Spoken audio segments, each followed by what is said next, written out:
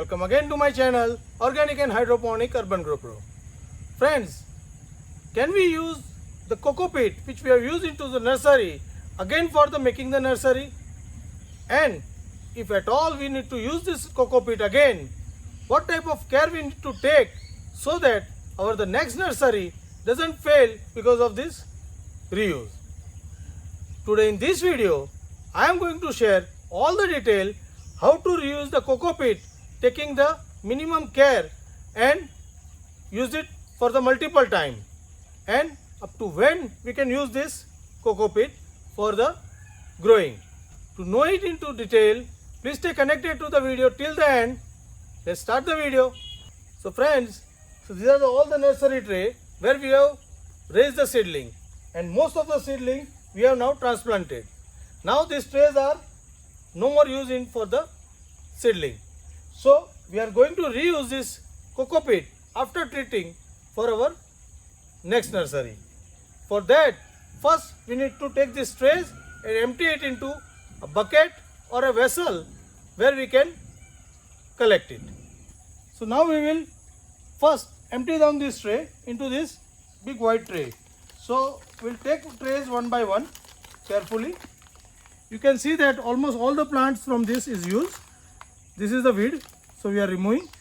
We'll just reverse the tray and tap it lightly with some stick, so it will remove all the coco peat on the cavity. So we need to gently tap this so that all the coco peat from the cavity is empty down. So this is how we can remove, and you can see that all the coco peat is removed from this tray. We can also use this tray for the next nursery, but for that, what type of treatment we need to give, I will update you into the separate video. But for now, we'll empty down all this tray of this coco peat and let this coco peat dry out for the couple of days.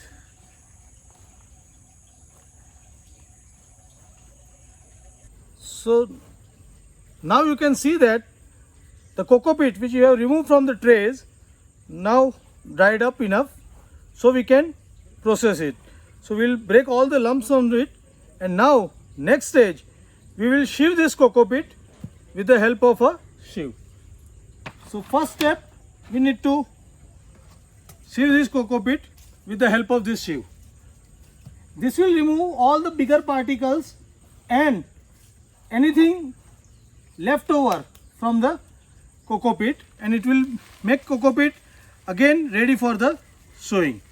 So we need to make it and sieve it to the fine.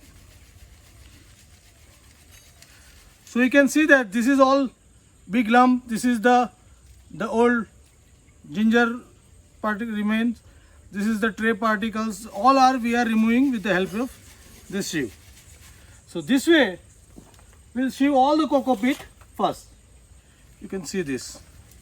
It's a simple way we can do this. So this coco peat now is fine and ready for next sowing. Watch the video till the end, and if you find this video interesting and useful, then give me a like.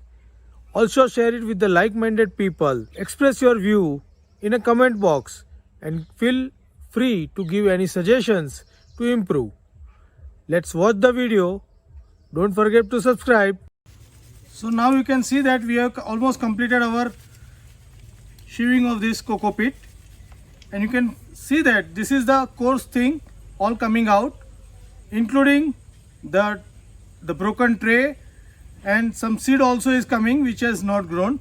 Like this is the bitter gourd seed which is not germinate. We are removing all these seeds, and this is the fine particles which we are adding to this bucket. Now we need to disinfect this. For that, what we'll do, we have a 1 liter of the water. We'll use H2O2 for disinfection. So for this, we'll take this. Now for 1 liter water, we need to make a 3% solution. So 3% will call for 6 spoon this is a 1 teaspoon 5 ml. So for 1 liter we need to add 30 ml of the H2O2. So we'll do measure 1, 2, this is 3, this is 4, 5 and this is 6. So we have added 6 teaspoon means 30 ml of H2O2 in this. Now this is the disinfection solution we have made to disinfect the coco peat. Now we simply need to add this solution to this coco peat. So we'll add this to this coco peat. We'll let it wet for the another half an hour, and then we can remove the excess water and use this coco peat again for the sowing. So now it has been half an hour since we have put this coco peat for disinfection process. The H2O2 meanwhile will react with all the bacteria, virus and some fungus spore and make them eliminated from this mixture. Now what we need to do, so we have simply, after this we need to collect this coco peat from this. Then we need to squeeze this coco peat and remove all the excess water like this. So once we remove this water, and now this is the coco peat which is now ready for the new sowing. So this is the way we can clean and disinfect our coco peat for the multiple use. So this is the simple way we can clean our coco peat and disinfect our coco peat before putting the new nursery.